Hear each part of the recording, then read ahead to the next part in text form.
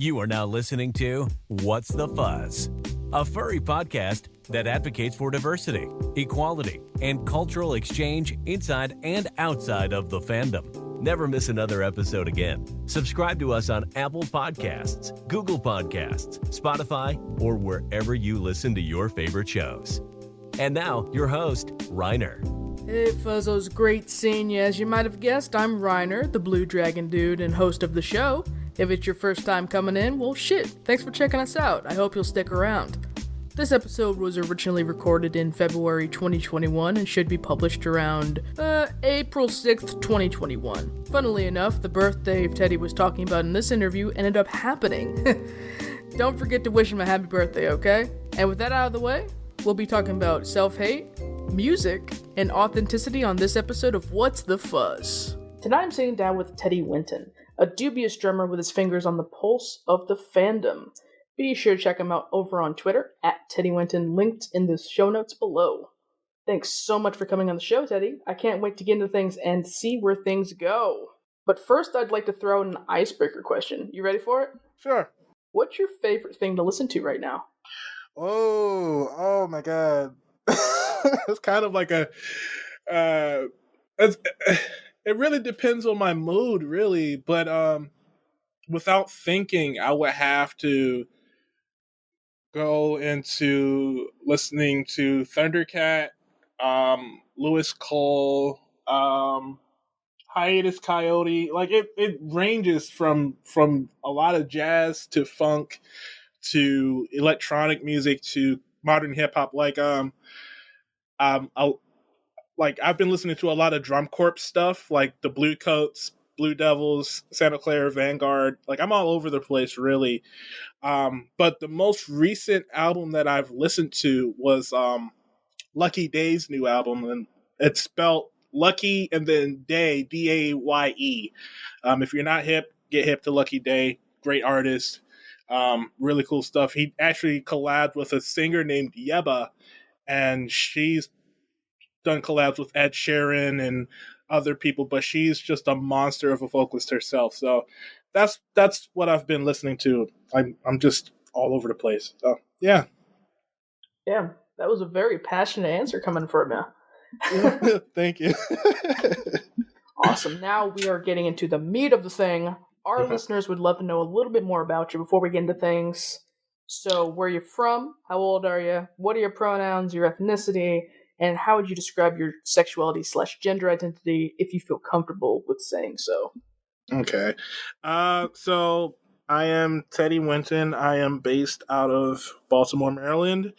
I turned 30 on the 30th of March, this coming March. So I'm getting old and things like that. God, that was a loaded question. But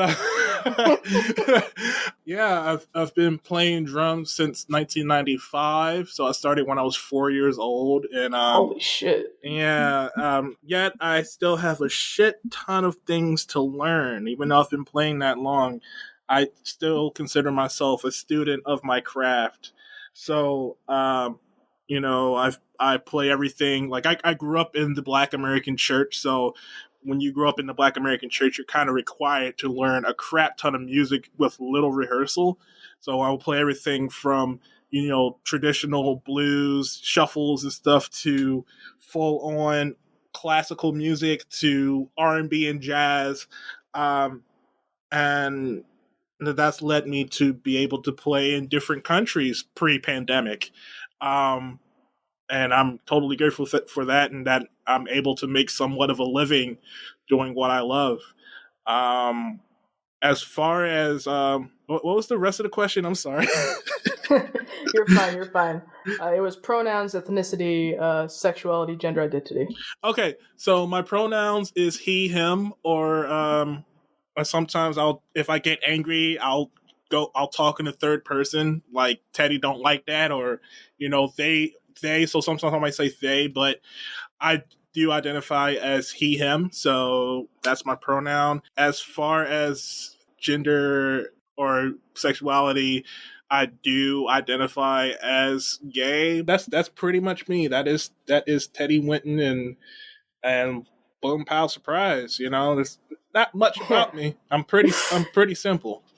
Hey, we're Yeah, glad to meet you, yeah, I'm and we're glad to going to be get to here. know a lot more about you, hopefully. Oh yeah, for sure, for sure.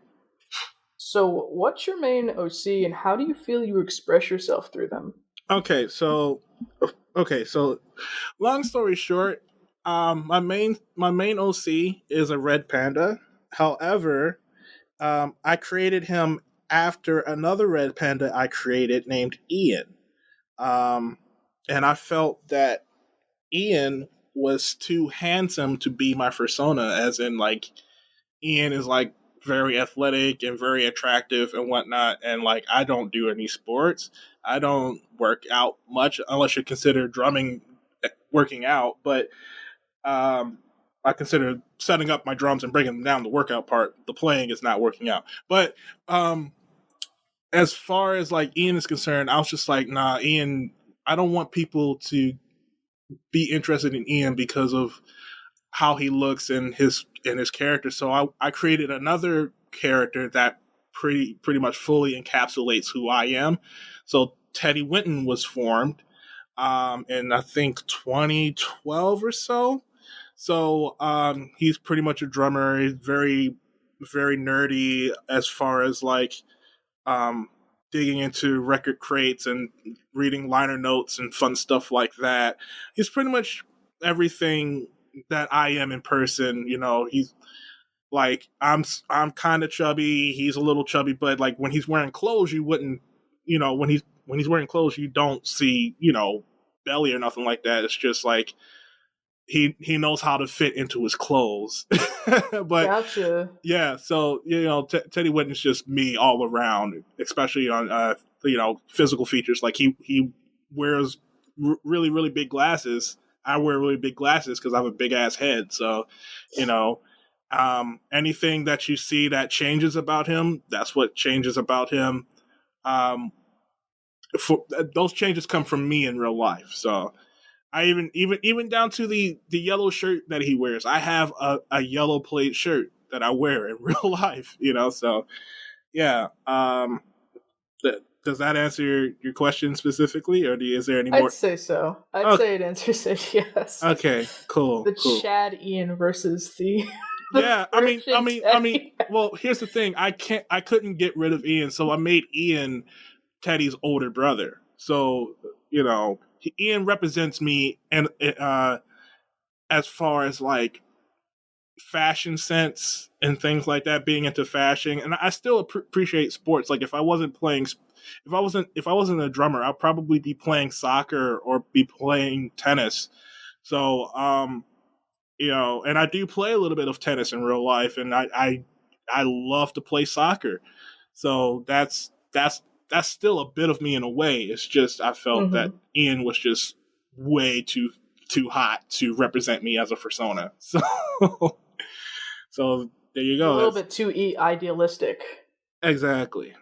Exactly. So that's why I created Teddy and things like that. So Hey, you gotta yeah. stay humble, right? Oh yeah, definitely. I mean that's how you basically grow as a person is you stay humble for yourself. You don't stay humble for other people. You stay humble for yourself, because if people tell you to stay humble, usually that's a sign of someone being intimidated of your greatness. So you have to balance between that. You know what I'm saying? Oh, I wish that's more people thought about it like that for sure. yeah, yeah. And what brought you to the furry fandom in the first place? Oh man. So, all right. So it's kind of like a half and half. So basically, I knew about the fandom before I was like 18, but I always lurked in the fandom. I never really became a part of it until like 2010. So I guess I'll tell you a little story. So I already had an FA, but I only went there to fave art and things like that. But when I moved to Los Angeles, I used to live in Long Beach, California for like a year and a half. Um, a friend named Badwill reached out to me, and he's like, "Hey man, I heard you're in California. Like, what part are you in?" And I was like, "Oh, I'm in Long Beach." He's like, "Oh, Long Beach? Are you in North Long Beach or South Long Beach?" I'm like, "I think I'm in North Long Beach. I'm near Compton."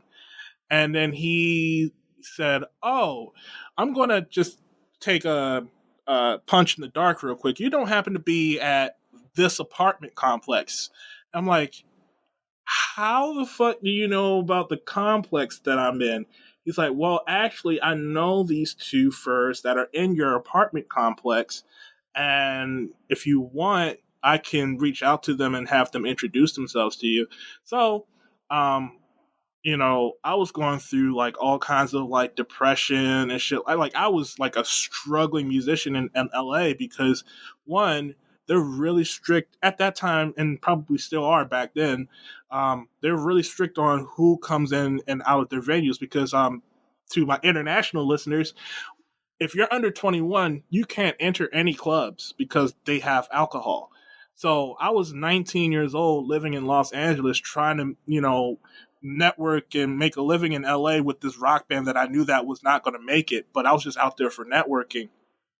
And basically, Badwill noticed that I was struggling and just upset that nothing was really happening.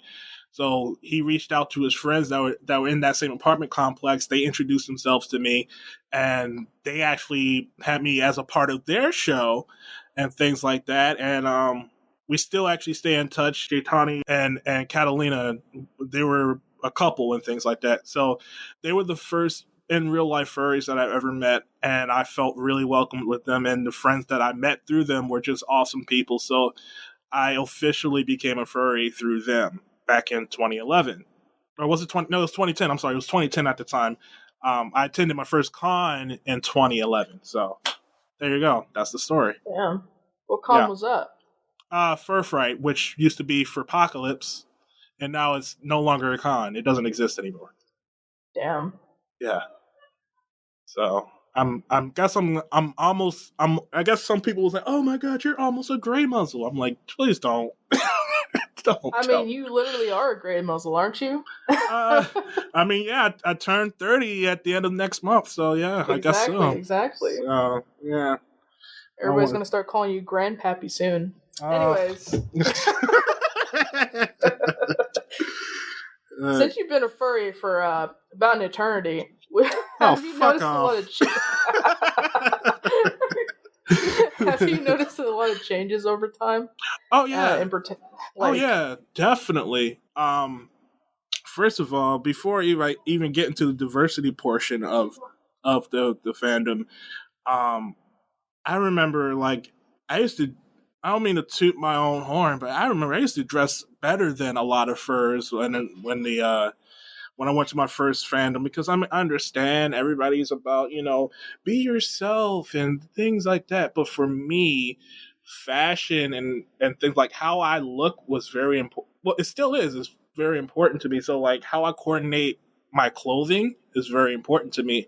And I would notice that a lot of furs didn't really have good fashion sense, or there's that stereotype that furs aren't really that good with hygiene. And yeah, I've experienced that too with some people I will walk by through cons. So I've noticed that the throughout the years, fashion sense in the fandom has improved. I mean, there's still some cringe here and there, but it's not nearly as bad as like 2010 or 2011. The fandom is a very visual fandom. Music in the fandom used to be either very, very amateur or very, very cringy. But it has improved over the years to the point that some musicians in the fandom are like full on professionals at what they do. And same goes for like even recording quality. I mean, not don't use this as an example.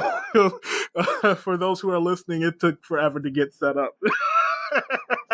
But yeah, the recording quality of some of these people that are in this fandom, like for example, Fox and Moore, or my friend Eludai. Like some people can record full orchestral scores and get paid from doing it. Almost 10 years ago, that wasn't really a thing. Like a lot of musicians in the fandom weren't getting a lot of attention. Um, and also, yes, of course, there's a lot more diversity in this fandom.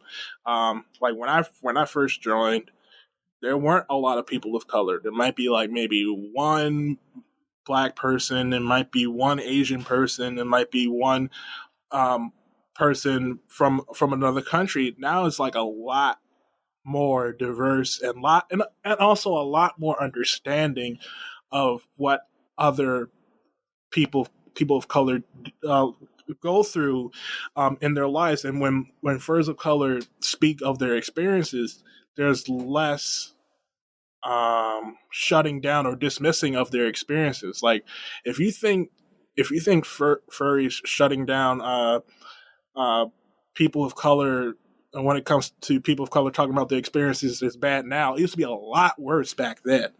So um, yeah, it's still bad now, but it's slowly but surely improving. So those are some of the changes that I've definitely noticed in this fandom, and I can't wait for this pandemic to let up, hopefully by sometime next year, so we can start doing cons again. Because like I think the last con I went to, what was the last con I went? The last con I went to was Furthermore, and that was a super diverse con because it was in DC. But also, even before that con, I went to ScotiaCon. I think I was in Scotland, and that was still a very diverse con, in my opinion.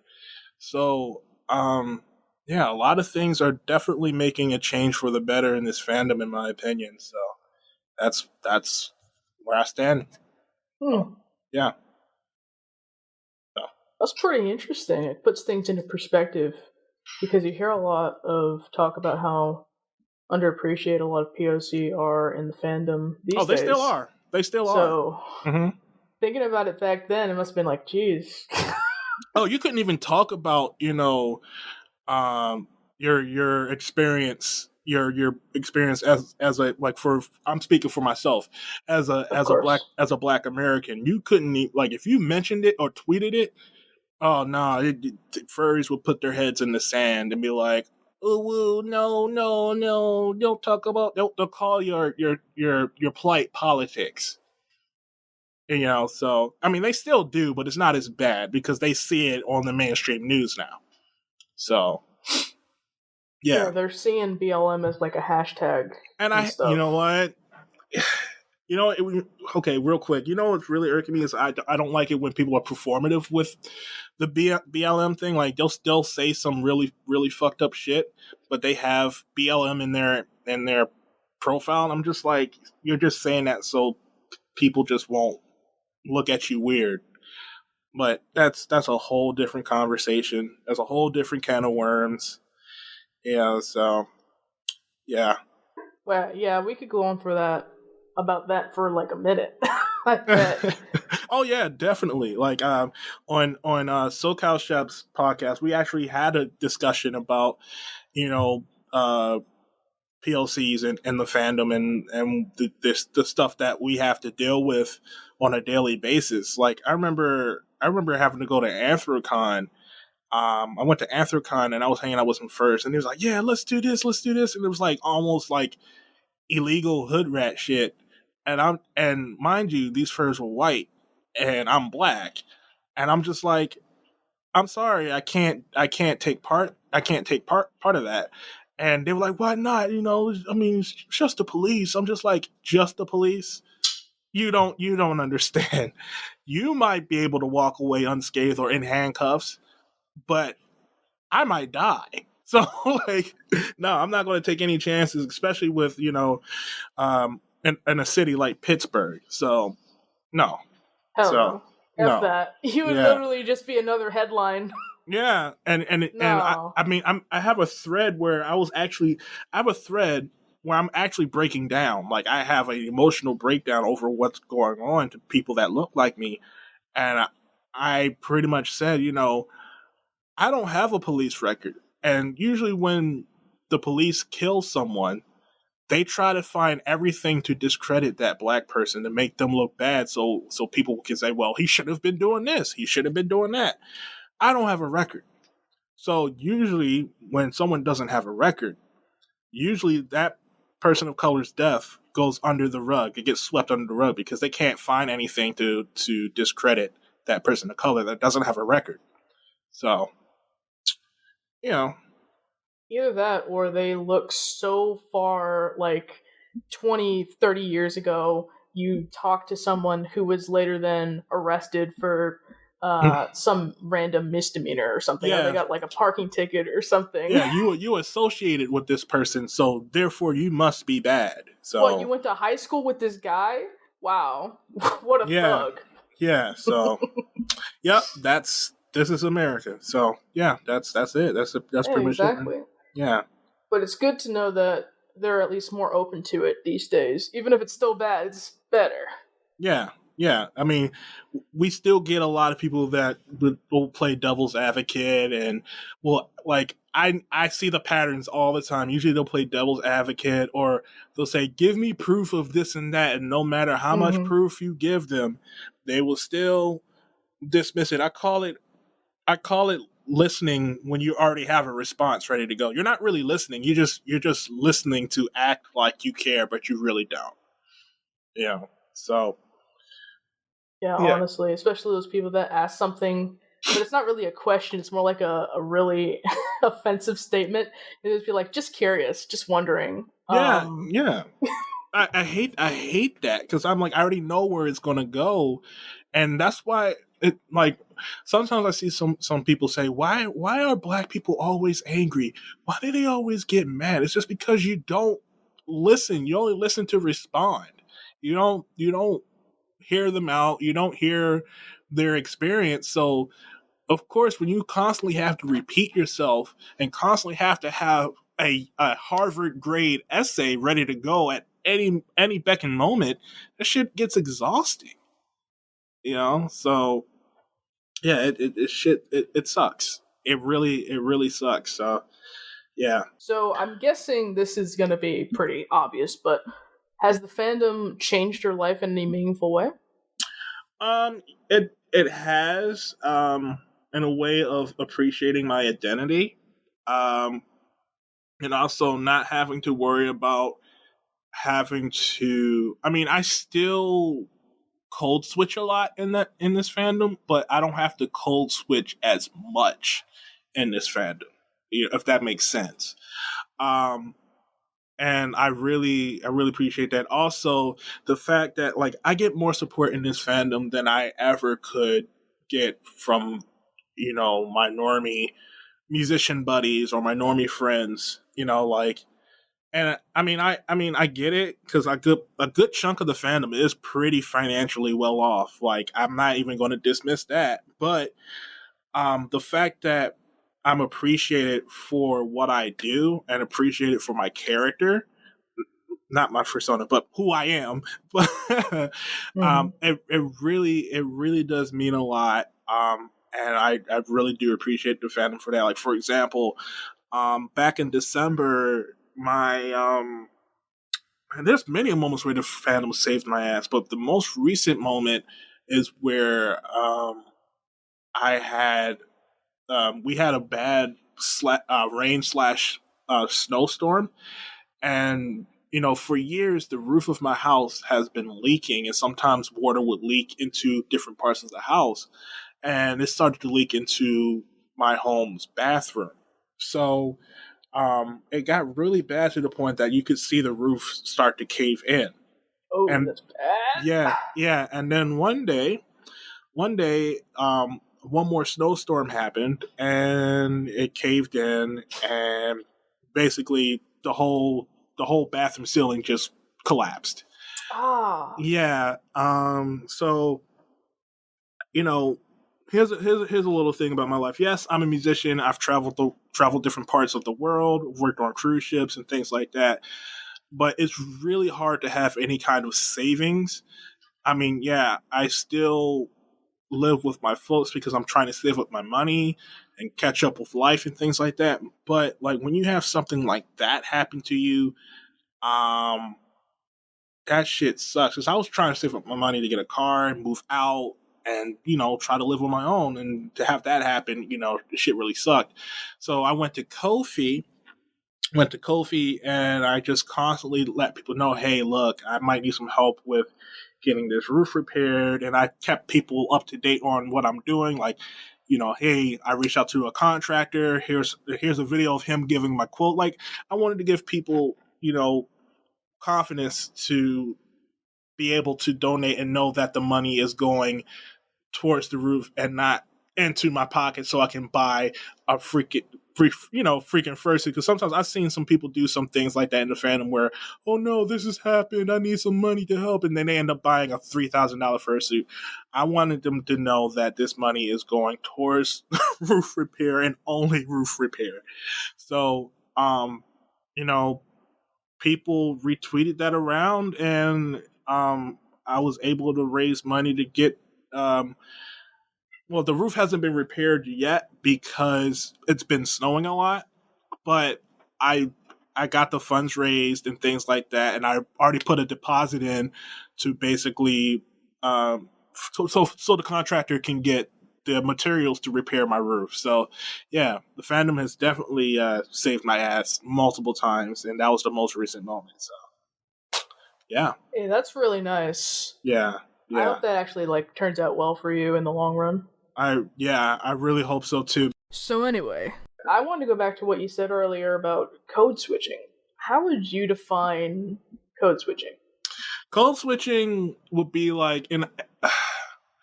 for example, I forgot who said it, but a comedian said, well, he's a black comedian, so he says black people speak two languages. They speak black and then they speak job interview. Code switching is a major thing because it's just like there's a time and place for everything, especially when you're in a constant state of survival. If you know that speaking AAVE isn't going to work in the environment that you're in, of course you're going to change how you talk. And if you know how to change how you talk and carry yourself, you're going to do whatever you can to get that bag.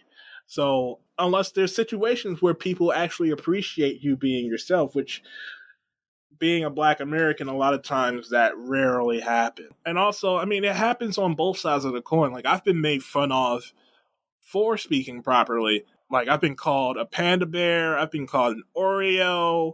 I've been called all kinds of names because it low key stems from that person's self-hate, that they don't realize that being a black American or black in general is not a monolith.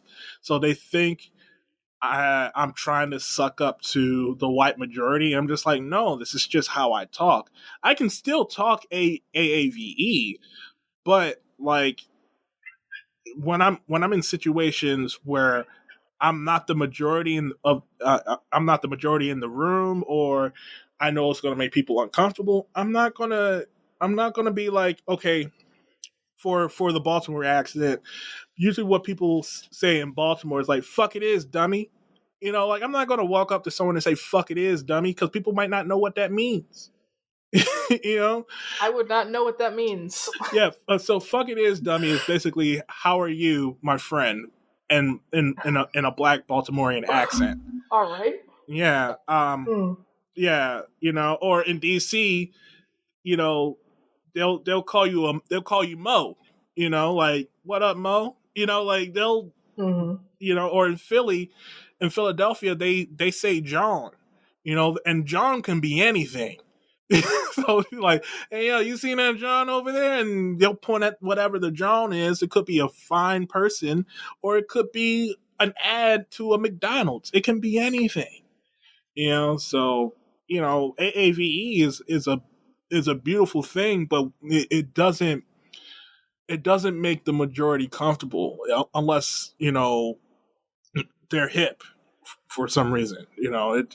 But usually code switching also ensues with like I said, code switching is a survival tactic. So like a black American that might get pulled over by a policeman, if they can code switch to speak properly and make that policeman comfortable, they have a better chance of surviving compared to a black individual that's like, the fuck you stop me? What the fuck you stop me for?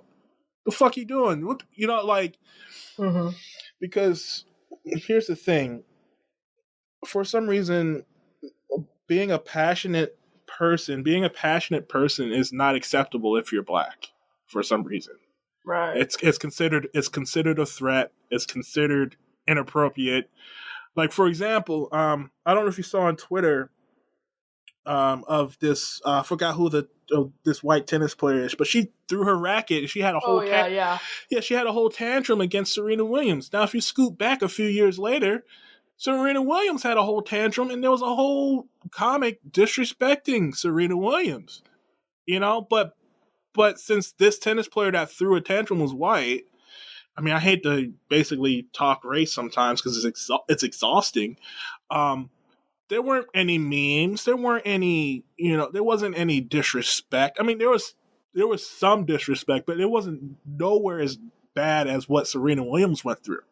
A lot of the media was saying how understandable it was to throw that tantrum because fighting, but playing a match against Serena Williams is this and that, and it's so understanding that she would have this tantrum.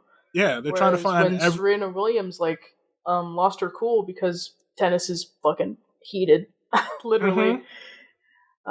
They just comment about how aggressive she is because black lady scary, I guess. Yeah, and it's just it bewilders me a lot. It's just like, so we can't get angry, we can't question a situation that makes us angry, because if someone pretty much goes against our reasoning, of course we're going to get upset, but you're going to take it as a threat. It's just like, so we're just supposed to sit here and take it. Okay, bet.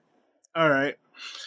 So, like, code switching and figuring out how to be, like, basically passive aggressive, it's what gets you results sometimes when you're a black American. Shit sucks. It's like, you shouldn't have to play mental gymnastics, but you have to in order to get to where you want to be, or to survive, or get to that financial bracket that you want to be in. I mean, of course, people that are listening are probably going to be like, oh, provide examples of that. I'm like, I don't have any of the receipts in front of me right now, but there are plenty of instances. I mean, you can freaking watch episodes of Fresh Prince of Bel-Air. They pretty much go over that throughout the 90s. Yep. So, yeah. I hope our listeners would be a little bit more astute than that, though. Yeah, and you never know who's listening, so I'm just letting folks know. But hey, I get what you mean, because I don't think there's really a way to speak quote unquote properly, but there is a way to speak unseasoned. Yeah. Like, I think speaking with slang is adding a little bit of spice, some salt and pepper, a little seasoned salt, some Cajun, something a little bit different in there. And not everybody's going to take to it. Right. But I feel like we should move towards it being more acceptable. Because really, professionalism in itself is just made up to force POC into this kind of way of being coerced into being such a way that they resemble the kind of submissive whiteness that white supremacy kind of wants. You have your hair straight, and you look a certain way, and you speak a certain way, and you say yes sir, no sir. Yeah, the shit runs really, really deep. Like you said, with your hair. Like, I remember when I started to grow up my hair in 2014. I stopped growing it in 2014, and I got a hot top fade in 2015. But when I started growing out my hair naturally, people were like, "Oh, so when are you going to cut your hair? Because that kind of looks unprofessional." I'm like, "To who?" So the way my hair grows is unprofessional.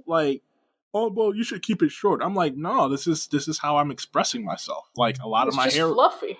Yeah, it's just fluffy, and it's just full of curls and things like that. It's these mental games that have been going on for centuries of because of white supremacy it caused a lot of Black American society to hate itself. Oh, well, you're not handsome because your hair is nappy and you have to keep it short. And I'm just no, oh, well, you're wearing dreadlocks. That means your hair is dirty. I'm like, No, like there was actually I have screenshots in my phone, and I won't mention who said it, but like they were making fun of dreadlocks, and my friend Nuxlight, my friend JD Nux, I and a few other friends had to check that fur because we were like, listen, like you don't understand the amount of maintenance and time and care it takes to basically have your locks that long, but you're gonna call it a mop and say, oh well, I would try to. I think he said something along the lines, I would tie his hair to the back of a truck and drive. I'm just like, What the hell? what the fuck? No, Yeah, no, this no, was no. this was pre-pandemic. This was like 2014, 2015. You know, and like you have to understand, like stuff like that generates black self-hate and in different ways. Like for example, a lot of there's furs of color, there's also blerds, black nerds, and a lot of times Mhm. there's a good population of black nerds that hate themselves because they were made fun of by their black counterparts, so they'll do everything in their power to basically submit to the idea of whiteness because they feel that everything that the black community has to offer is not it's not for them, and it's not good enough because like they'll bring up the different struggles of the black community, not realizing those struggles you actually stem from oppression through white supremacy. So there's that, and then you just have society telling you like and giving you images of your skin is not pretty enough, your the way you look, you're like having a big nose and having full lips and having nappy hair is not good enough, the way you talk is not good, it's never appropriate, like and then it gets, and when you have media which is mostly ran by white people tell you or actually show you the images of black people of being, thugs and being pimps and being, like the only thing you're good for is being an entertainer. I mean, the narrative is changing, thank God, but if you go back to the 90s and prior, there wasn't a lot of positive black representation back in those days. And when you're interested in like comics and anime, of course, people that look like you are rarely going to show up. Like back in the 90s, who did you have as a black superhero? Not a lot of people knew about Black Panther, so there's Black Panther, but there's also like Green Lantern, and The there's 90s? the Static Shock. Static was early 2000s, wasn't it? Yes, early 2000s. And then X-Men with what was his name? Spike. I think that was also early 2000s, but there was Storm. There's Storm. She's from, wasn't she from Brazil or something like that? I don't remember, actually. She had an accent, but she was black, but like, yeah, like there wasn't a lot of representation. Still very sparse. Yeah, very, very sparse. I mean, yeah, sure. The guy that played Urkel from Family Matters voiced Sonic the Hedgehog. Okay, sure. Yeah, that's cool. Yeah, I mean, that's cool, but it's like not a lot of people back then were paying attention to voice actors. Or the fact that, let's go to the 2000s. A black man voiced Samurai Jack. Yeah. I mean, yeah, that's cool, but again, you don't see the black man voicing Samurai Jack. You only hear him. I mean, black man voiced Kratos. Yeah, and James Earl Jones voiced Mufasa and oh my God, Darth Vader. Yeah. That's cool, but you don't see him. But yeah, it's just like being I wish I have a tweet in my phone that says being a black nerd should not be an excuse for your anti-blackness. Like, I have it in my phone. I don't. I'll probably tweet it after this interview. But like, just self hate runs rampant in Black American society in Oh many yeah, ways, and definitely. it definitely needs to change. And self hate still runs rampant in this fandom. Like I've bumped into some furs of color that were like, I wish I was white because I wouldn't have to struggle so much. I'm just like, damn, Yeah, and like that's hard. Like, what do you yeah. even say to that? Like, Yeah, you can't really respond to that except for giving them, moments of history, of Black history, that's like, look, Black Americans have given to society a lot. It's just the way society is set up is a white it's a society born from white supremacy. So of course you're not going to learn about yourself. So like I would try to give examples of, not only Black accomplishments, but like Black beauty and Black, trends that were created by Black people that have been consumed and accepted into the world. Like, absolutely, like absolutely. that's the only way you can do that. Because I used to be one of those blerds. Like, I remember when L'Oreal came out with that shampoo, with the little fisheye on it. You know, Yeah. I used to be so fucking stupid because they didn't really have, Black kids on that commercial. So I used to think, okay, if I got this shampoo and put it in my hair would turn blonde and I'll be cool. Oh. Like, yeah, I was dumb. I was a dumb kid back then. But now that I'm like of age and I'm learning more about Black history, I'm really appreciating myself. And the cool thing is, I'm learning Black history through music. So, like, I used to be made fun of for listening to a lot of rock music, and I used to shut up all my friends that would call me Oreos for listening to the Beatles. I mean, like, have you heard of Chuck Berry? I mean, even one of the greatest guitarists of all time, Jimi Hendrix, Black man. Hello, like, the Beatles. Like, here's another thing. The Beatles came to the United States because of Motown, because of Black music. So, like, Yeah, it, they've said such in interviews and stuff. yeah, but people try to keep that hidden. But you're right. It's so stupid. Like, if you watch, I think the movie is called Walking in the Shadows of Motown, where they talk about the Funk Brothers, the backing band of all the Motown records. They would talk about going to the UK, and they had fan clubs and appreciation of the Funk Brothers, specifically their bass player James Jamerson. Like, yeah, we are the James Jamerson Appreciation Fan Club. I'm just like, in the UK, that's really really dope. So yeah, like, the more that I just feel like the more that Black Americans get to learn about their history, the more they will appreciate who they are and actually take the time to learn potentially where their family is from. Looks like you've landed in the middle of this episode of What's the Fuzz? While you're here, why don't you drop us a follow, especially if you happen to be on Spotify? We're also on Twitter at What's the Fuzz _, and if you check the show notes of this episode, you'll find donation links to help Black Lives Matter, Stop Asian Hate, and other resources too. Anyway, back to the show. So what was it like growing up in your household? So I grew up in a mostly musical household. Now, granted, my parents are not musicians. And like I mentioned with my brother, he was a jock, but he really appreciated a lot of music. And my sister, she sung, but she didn't take it seriously. She wasn't professional. She didn't become a professional. She focused on other things.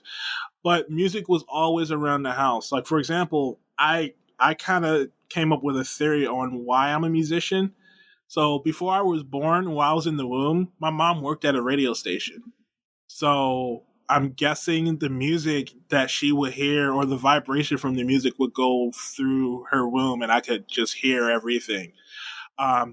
Also, I grew up in church. So I grew up in if you're familiar with church denominations, there's Baptist, there's Kojic, which is short for Church of God in Christ. There's Lutheran. There's AME, which is short for African Methodist Episcopal. There's Pentecostal, and there's Apostolic, which I think are the same thing. I grew up Apostolic, so I was lucky enough to go to a church every Sunday that had a full-on band. And when I got older, I realized a lot of these musicians are like full-on professional musicians that record on albums and play on tours. So getting to see professional musicians and not realize it, but being obsessed with watching the drummer, I would grow up, I would just emulate the drummer when I would go home. So like that's what it was like growing up in my house. It's just music was always around the house. I was fortunate. I'm fortunate to have both of my parents and two siblings. Like I mentioned earlier, I have an older brother and I have a younger sister, so I'm the middle child. And yeah. So since you grew up with the church and you grew up black, how did you come to understand your sexuality as you grew up? It's weird, man. It was just like I didn't really feel any kind of attraction towards girls at all. I've always felt the opposite. I still question myself to this day. Like why am I this way? Like life would be so much easier if I was just straight. But then then when I think about it, if I was straight, I'd probably have a couple kids by now. But damn, okay, yeah. Gotcha. Yeah, heard you loud and clear, sir. Yeah. So, but like, it's just like emotionally and physically, I just didn't feel anything towards the opposite sex at all. And I just kept it to myself because I grew up in church and being told, being gay is an abomination. And then there's the whole over masculine side of the Black American male where you can't really express your feelings. And if you do certain things, you'll get looked as like, hey, yo, that's kind of, okay, I'll put it in modern terms. Hey, man, what you're doing now is kind of sus. Like, is there something you're trying to say? Especially if you're a musician in the black church and you're, like if you're a choir director, okay, you can probably get away with it. But if you're being a drummer is a very, to today's society, being a drummer is a very masculine instrument. And really, I didn't know that. Yeah, I'm just going off of what people tell me. I don't, because I can name a lot of women that can kick ass behind a drum set. Like, first of all, okay, for starters, fucking Sheila E. Sheila E. is incredible. She worked with Prince. You have to be badass to work with Prince. Truth. But suffice to say, it's usually seen to be like a manly man kind of thing to go beat them drums. Kind of thing. Yeah. Especially in the Black American church where it's like, it's not just beating the drums. It's like there's a whole spiritual aspect of being a musician in the Black American church. Like you have to mean everything that you play, and for some reason, like, if you're not a choir director and you happen to be a gay musician, it's just like taboo. It's shitty. I don't think I didn't really accept it until like my mid-20s, so really recently. Damn. Like I was just like, you know what? I guess, I'm just gonna have to accept this. Like I can't really like front. Like I mean, I've been fronting my entire life, like as far as my sexuality is concerned. But like, I might as well just be like, you know what? I'm just gonna stay closeted as long as possible. But this fandom is making me it's proving me like that I'm failing at it miserably. So. Yeah, like, didn't the furry fandom kind of help in that regard? Oh yeah, it helped a lot. Because we're gay as fuck. Yeah, I already knew I was gay since I was a kid. It was just like, I just didn't accept it until 25, 26. I just want to be happy, you know? Yeah, exactly, and that's your right. Yeah, and That's the only way to really get happy, though, is to accept yourself and try to move yeah, on with it, you know? and music has definitely helped me accept myself. Like, believe it or not, a lot of gospel music made me accept myself. Um, and then you have guys like, um, you have Thundercat, where he's basically like the coolest blurred you could ever meet, but he does not give a fuck about the vibe that someone might get from him. Like, if you fuck with Thundercat, cool. If you don't like him wearing a Dragon Ball do-rag, okay, cool. That's fine. Like, if you don't like the fact that this motherfucker wears random fucking cat ears and a Vegeta necklace, okay. You know, Mm-hmm.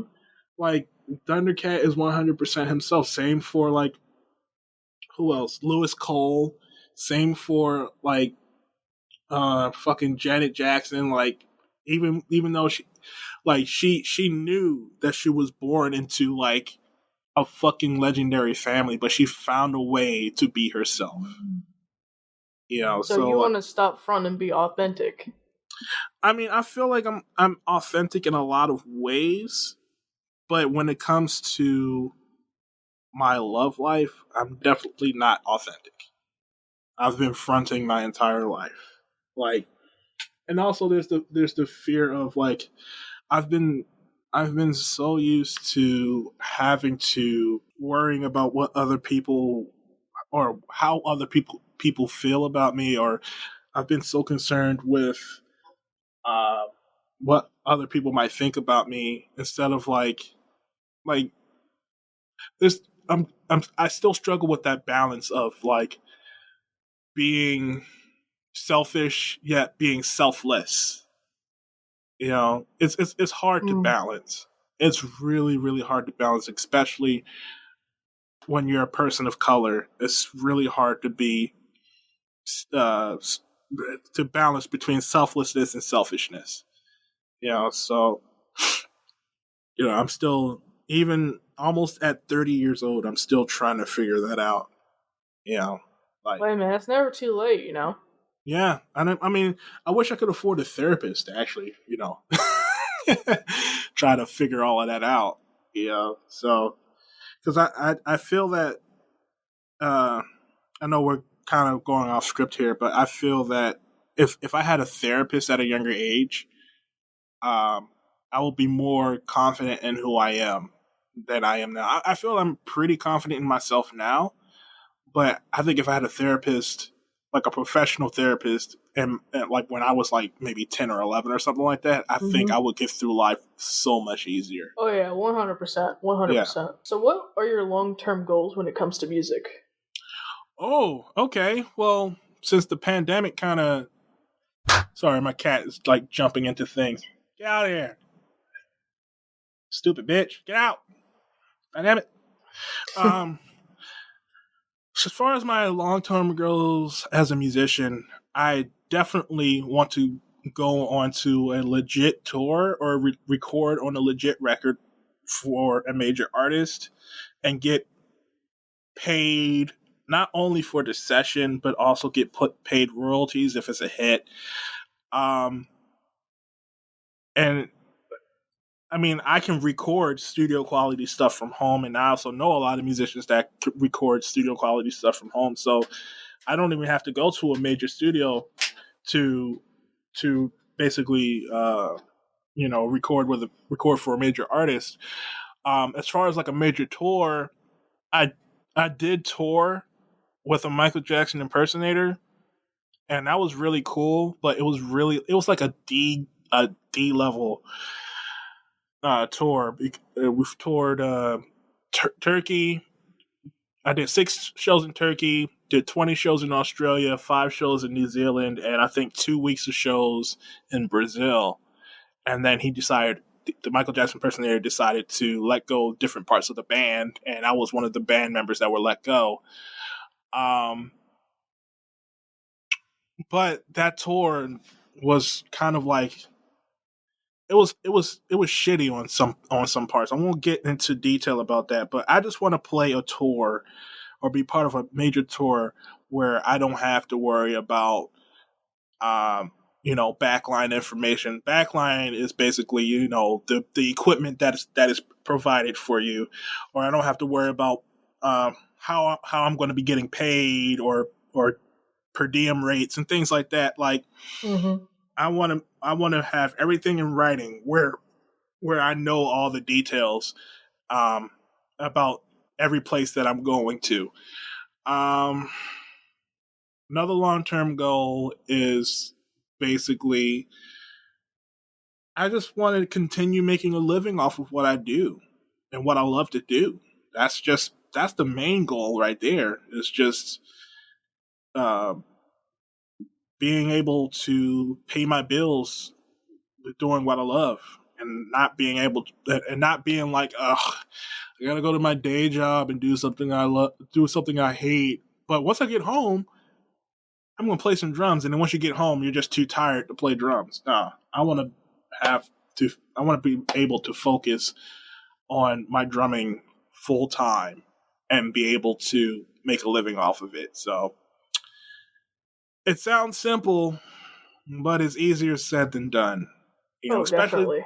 Especially that I'm getting older, and I'm seeing a lot of these younger musicians coming up. Like, not only do they play like their main instrument, but they play like 5 or 6 other instruments. Yeah. It's I love it because I can still learn from them, and in the same turn, since I'm older, they look up to me. So it's like a cycle of respect. But at the same time, I know that since they're younger, they can attract their crowd quicker and faster, and they find new ways to do it.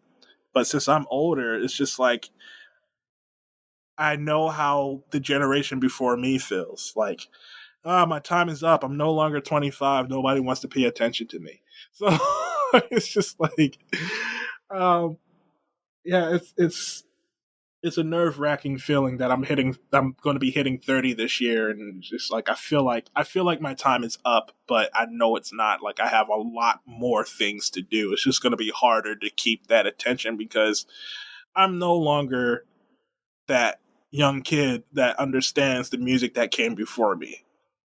So Yeah, you better start learning how to play the harmonica. Keep up with these youngins. I know, right? I mean, these youngins are producing whole albums by themselves. I know, right? Shit's fucking crazy.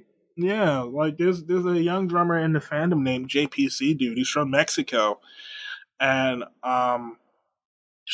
great drummer, but he's also a great keyboardist. And he recently posted a track of his. I'm just like, I left a comment. I'm like, yo, send me that track so I can play drums on it. And then I realized, hold up, he's a drummer. He doesn't need me. So how do you feel about the discourse with EDM in the fandom and playing in the cons and whatnot? Oh, the lack of musical diversity in the fandom, yeah. In the fandom. I think it's because a majority of the furs don't really have that. How can I put this? Like, I noticed when I first came into the fandom, there was a lack of musical diversity because, a majority of the fandom is white, and a lot of the fandom that I saw, they either like you said, EDM or very, very high speed techno, different forms of rock, which pertains to like metal, death metal, black metal, punk, all that. I mean, I'm cool with that. But... Yeah, I'm cool with that. And then there's there's the lack. Then there are some furs that dig hip hop, but it's just like, it's just, I don't understand why. Like, I don't know, like, I don't know why there's such a lack of diversity. If I'm not mistaken, I've heard some furs trying to play jazz. I've heard some furs doing some hip, and then like with the dance competitions, there's a lot of hip hop in that. So why can't we bring that into the The dances into and stuff. into the Yeah, like I don't know. it doesn't make any sense. And I've talked to some people about it. They were like, well, there's not a lot of people putting in applications. That's one side I've heard, and then to the other side, it's like, well, there's a lot of like subtle racism involved in the selection process, and I'm just like, you guys just need to have a talk. Y'all just need to sit down and talk and try to figure this out, because I get it, and I've seen it before too, where you might have a white fur that will do hip hop, and they have a higher chance of getting in than a fur of color. But a friend of mine told me in the submission process, they don't know what race you are when you submit your set. So I don't know what to believe, to be honest. I think it's just kind of a mix of everything because Mhm. I don't think furcons are like super regulated. They just kind of all do their own thing. Yeah, that's what it is. You know, like I think the most diverse con other than FWA, because FWA, a large population of Atlanta is black. Right. The most diverse con I've seen so far is MFF. I went to MFF 2018, and I saw a lot of fur of color there, and there were a lot of private parties that had a lot of hip hop going, and I'm like, I'm probably going to give it a good 2, maybe 3 years when there's going to be a full hip hop set. I'm really hoping that it happens, or at least an R&B set. I remember Solar Dog talking about an R&B set, Yeah, but that's fine. I've also heard excuses from furs be like, "How do you dance to R&B?" And I'm just like, I've seen furries attempting to dance to EDM and techno at 200 beats per minute. You can't dance to that. Bruh, are you fucking with me right Yeah, now? How do you yeah, not dance to R&B? That's like literally for dancing and other things. yeah. And what's crazy is if the first R&B dance is at MFF, they could easily do Chicago two step, easily, because that's a whole culture within itself right there. Like, I'm showing you my little knowledge of musical history based on where the con is. If you go to Howfest, you can easily do 2 dances there. You could either do, since we're near DC, you could do a go-go set, or since you're near Baltimore, you can do a Baltimore Club Mix set. And what's crazy is Baltimore Club Mix is also connected to club music in New Jersey and Philly. So, like, there's so many different potential sets that you could do based on the region of your con. But it's so set in one way that I don't understand why DJs are only doing EDM sets. I just don't understand. Also, I would not be opposed to disco, but that's just me. Oh, disco's dope, especially if there's a con at a roller rink. Roller rinks still exist, so yeah, like it doesn't have to be hip hop. Like right. It's just an option and one that people want. Right. Like teach, like, for example, like I would gladly, no, don't put me on that, but I would gladly get a dancer fur to teach some furs some different line dances, like the cha-cha slide or the electric slide, or the there's a video on Twitter that shows like from the 70s of this group of people just doing a dance. I think it's called the Dutch the bus. I forgot something bus. I forgot what it's called. It's really, really cool. Like, gotcha. But also I wish cons will understand the needs of musicians in the fandom. Like if they want to perform at a con, like cons should take the time to find out where to rent equipment. Not just for the DJs, but for me, I'm a drummer. Like I'm not gonna fly out to a con and with my drum set for free. Yeah, no. You better rent a drum set. Shit. I was wondering about that though. Like, there's a bunch of talent in the fandom that's like, they can like use instruments and stuff. Why don't we see a lot of that at the cons? Well, they try to go the volunteer route, but there's a lot of times when they go the volunteer route, the equipment is usually not of quality.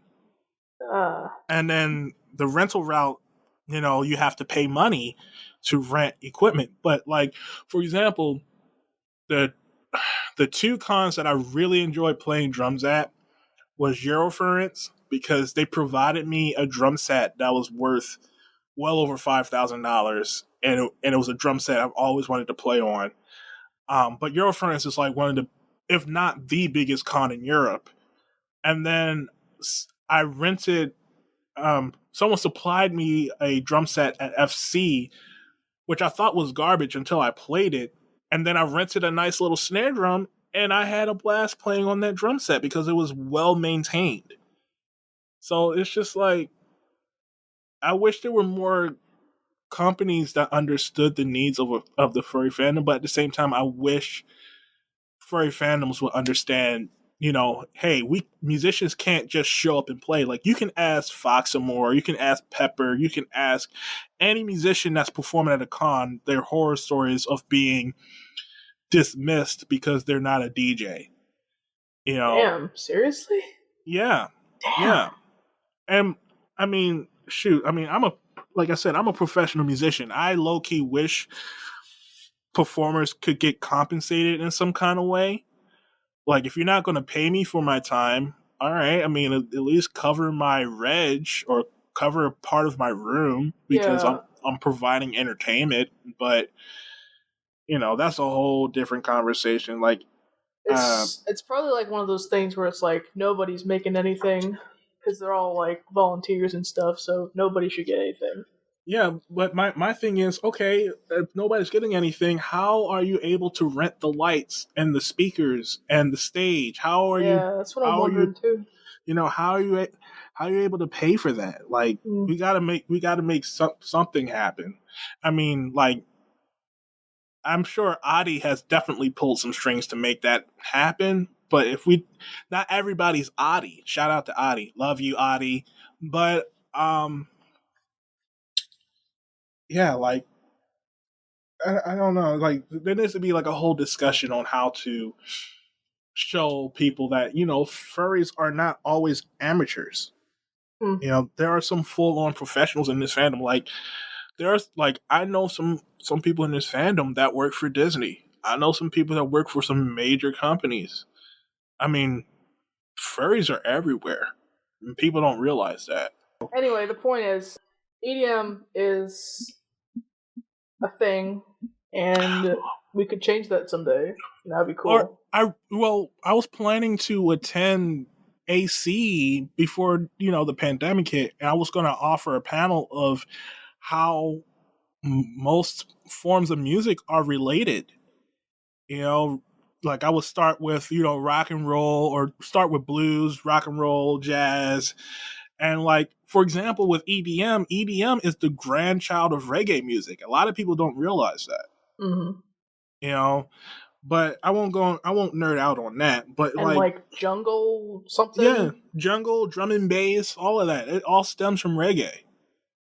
So, like, it's just when people of different areas mix their living environment into their music, it'll create different things. For example, like, how I literally made a tweet about this, how city pop is basically funk, Black American funk and R&B, but in Japanese.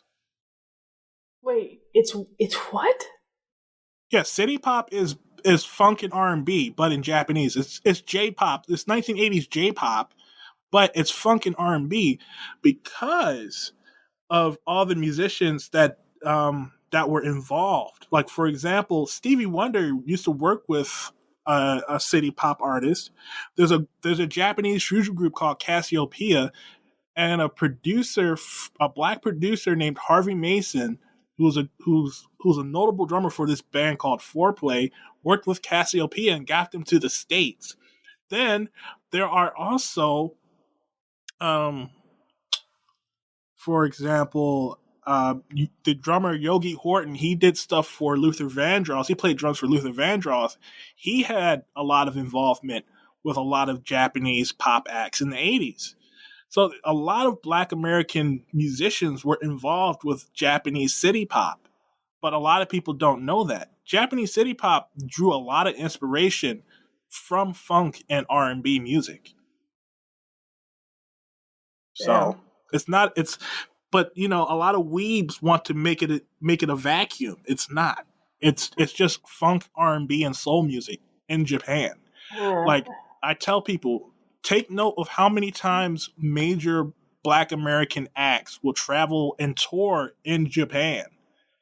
Any concert that you go to, there's a good chance there's a good amount of musicians in the audience watching you perform. So, of course, your performance is going to inspire them to emulate what you do. So, of course, city pop is going to emulate off of Shaka Khan, or emulate off of Earth, Wind and Fire, emulate Prince, emulate Stevie Wonder, because they're international musicians. It's just for some reason when it comes to being a Black musician or Black creative, no one wants to give proper credit.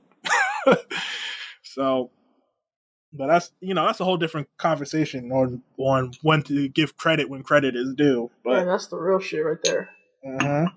Because we can talk about how basically Little Richard didn't get his royalties until Michael Jackson purchased 50% of Sony.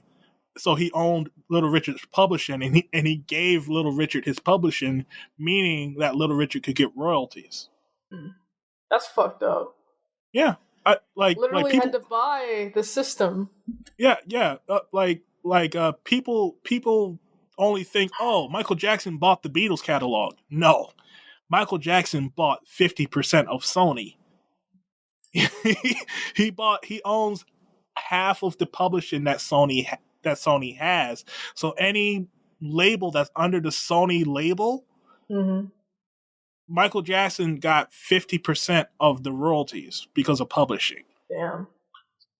So that included artists like Beyonce and I think fucking the Dixie Chicks and things like that. So, yeah, Black artists, Michael Jackson knew Black artists got fucked, and he tried to fix that. Gotcha. Yeah.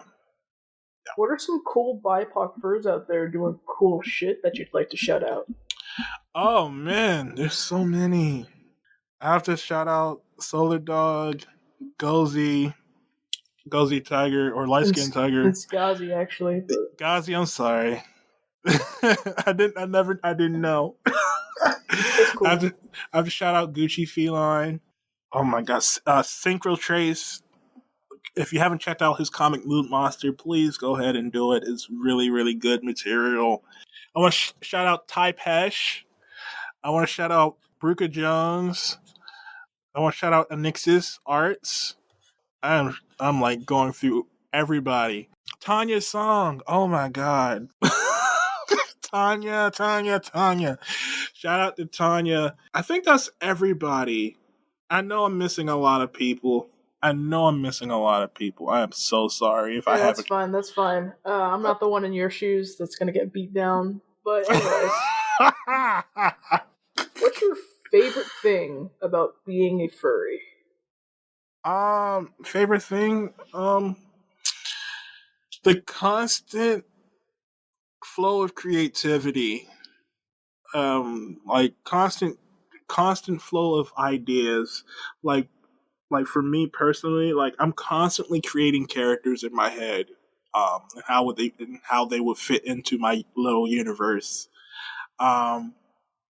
Also, like not being afraid to share your ideas, and knowing that your ideas and opinions are valued. So yeah, that's one of the major things. I was thinking you were going to say constant flow of porn. Anyways, that is no, you are not wrong. You are not wrong. But I'm pure. That's it for this episode. Thank you again, Mr. Pure Teddy, for coming on the show and chatting with me. Oh yeah, I mean it's to make up for being late, you know. So hey man, you're fine. You've got the spotlight to promote anything you like. Go for it. Okay, so first of all, yes, I am a starving musician. Even though I look like I haven't missed a meal, I am a starving musician. I do have a Ko-fi. It's kofi.com/swaying hill, like swaying, you know, in the air, you know, yeah. And I also have a Patreon that's under the same name. So if you want to support me monthly in what I do and help me make my YouTube channel grow and all that stuff, I also have a Patreon. So it's patreon.com/swayinghill. And again, my Ko-fi is kofi.com/swayinghill. And also my normie Twitter is @swayinghill. So if you want to hear my music ideas only, go to my normie account and check out my music Twitter as well. I think that's about it. But yeah, that's the plug right there. You know, I only have 21 patrons on Patreon. It's been at 21 for a hot minute. So if you want to support a brother, I would really appreciate. I would really appreciate it. Two more things. I also have 2 birthday lists, wish lists. One on Amazon and one on Sweetwater. My birthday is on March 30th. You really out here doing this shit? Yes. Okay. Yes. Okay. I'm turning 30. This is a big thing. I mean, like, if you want to gift me something, it will be greatly appreciated. So I'll just put it in a tweet somewhere on my Twitter, so you can go ahead and check that out. So I gotta pay respect to your elders out there, folks. Be sure to follow the show at @whatsthefuzz_ on Twitter. And thank you for listening, everybody. See you next time. Bye-bye. Not old.